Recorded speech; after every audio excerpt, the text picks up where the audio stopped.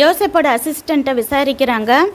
நீங்கள் போன தடவை தானியம் கொடுத்தீங்க இல்லையா, அதை நாங்கள் வீட்டுக்கு போய் தான் பார்த்தோம். அதுக்குள்ளக்க நாங்கள் கொடுத்த பணமே இருந்துச்சு. அது எப்படி வந்துச்சுன்னே எங்களுக்கு நிஜமாக தெரியாது. நாங்கள் நல்லவங்க அப்படி இப்படின்னு சொல்லி ரொம்ப பதட்டமாக பேசுகிறாங்க.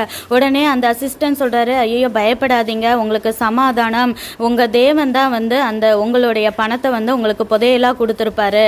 உங்களோட பணம் எங்ககிட்ட பத்திரமா தான் இருந்துச்சு அப்படின்னு சொல்லிட்டு வீட்டுக்கு கூட்டிகிட்டு போய் நல்லா அவங்கள கவனிச்சுக்கிறாரு. அப்புறம் மத்தியானம் யோசேப்பு வீட்டுக்கு வந்தோடனே எல்லா சகோதரர்களும் போய் தர மட்டும் குனிஞ்சு வணங்குறாங்க. அப்புறம் அவர் விசாரிக்கிறாரு, நீங்கள் எல்லோரும் நல்லா இருக்கீங்களா, உங்கள் அப்பா நல்லா இருக்காங்களா அப்படின்னு கேட்டுட்டு தன்னோட கூட பிறந்த சகோதரன் பென்யமீனை பார்த்து, நீ நல்லா இருக்கியா, நீ தான் அந்த கடைசி தம்பியா அப்படி இப்படின்னு விசாரிக்கிறாரு. தன் கூட பிறந்த தம்பியை பார்த்தோன்னா அவருக்கு சந்தோஷத்தில் உள்ளம் பொங்குது, ஆனந்த கண்ணீர் வருது. அவங்க முன்னாடி அழுதக்கூடாதுன்னு அடக்கிட்டு போய் ரூமுக்குள்ளே போய் நல்லா அழுதுட்டு முகத்தை கழுவிட்டு ஒன்றும் தெரியாத மாதிரி சாப்பாடு அப்படின்னு சொல்லிட்டு சொல்றாரு. அப்பெல்லாம் எபிரேயரோட சேர்ந்து சாப்பிட மாட்டாங்க. அதனால யோசேப்புக்கு தனியாகவும் யோசேப்புக்கு கீழே வேலை பார்த்தவங்களுக்கு தனியா சாப்பாடும் அப்புறம் இந்த 11 சகோதரர்களுக்கும் தனியா சாப்பாடையும் வைக்கிறதுக்காக உட்கார சொல்றாங்க.